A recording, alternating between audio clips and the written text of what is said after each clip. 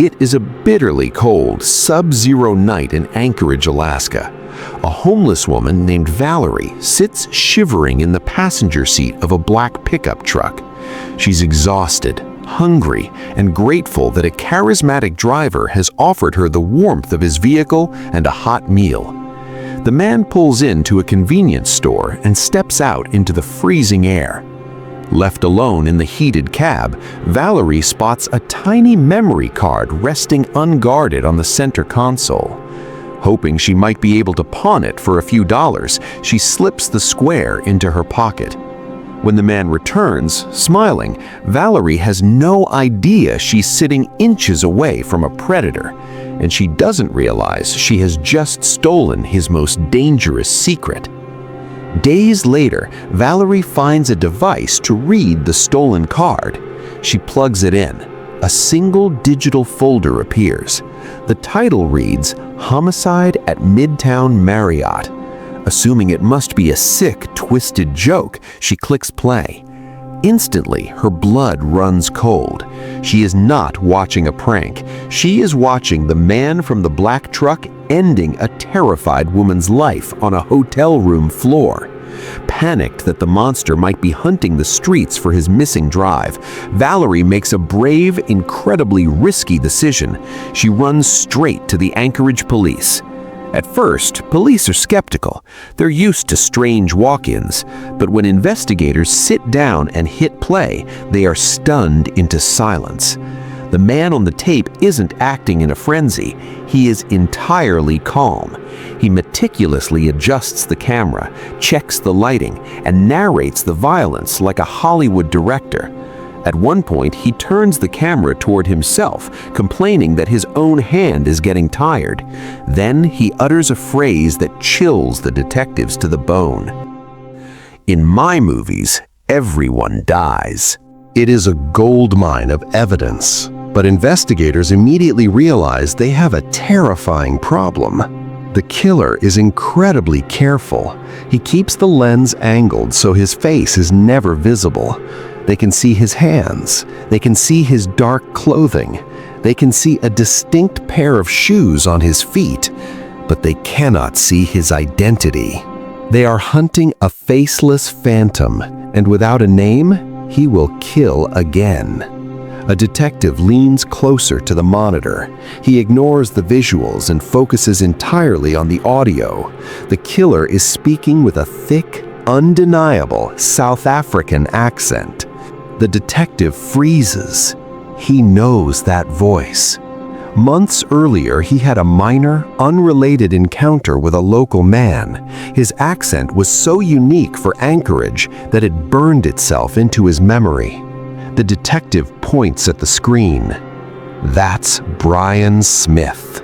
Suddenly, the faceless monster has a name. Investigators dive into Brian Smith's background. What they find is deeply unsettling.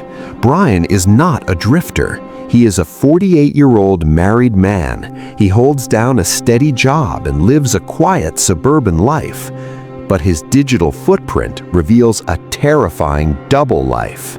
Brian has an absolute obsession with cameras, and when his wife travels, he weaponizes the harsh Alaskan winter. He uses his heated truck to lure freezing, vulnerable women society has forgotten, into his deadly traps. The police have the monster, but identifying him is only half the battle. Who is the woman on the tape, and where is her body? They pull Brian's cell phone data. The digital map leads them straight into the darkness. Records show Brian rented that exact room at the Midtown Marriott on the day of the recording. His cell phone then pinged off towers traveling down the remote, desolate Seward Highway late that night. Detectives dispatch a search team. Deep down a steep embankment, they find the victim's remains. Just as his own recording predicted, Brian had discarded her and driven home. They identify her as Kathleen Jo Henry. The police prepare to raid Brian's house, but they hit a massive roadblock. Brian isn't in Anchorage. He is out of state on vacation, completely oblivious that his secret vault is in an evidence room. Detectives know a manhunt is too risky.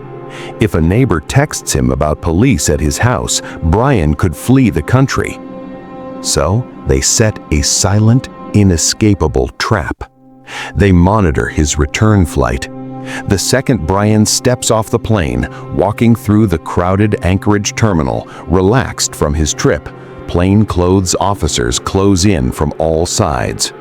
They haul him straight from the airport into a sterile interrogation room. Brian sits at the table, exuding arrogant, calm confidence. He leans back in his chair.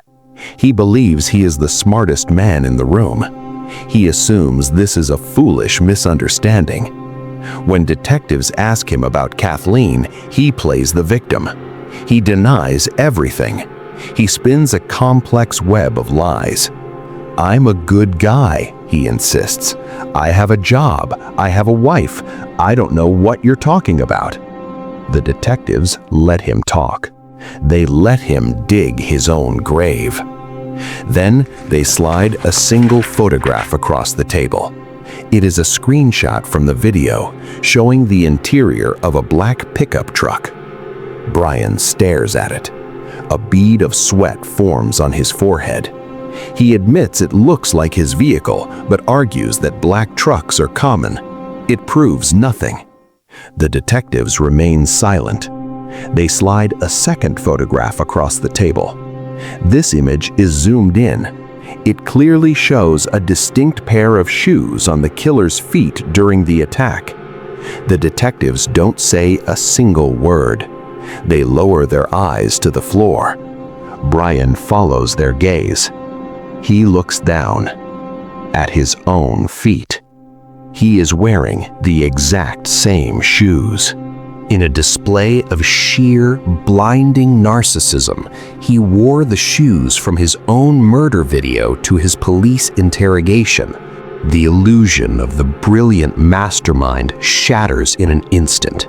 "We have the video, Brian," the detective says softly. "We hear your voice. We know what you did." Panic sets in. Brian frantically tries to rewrite the script.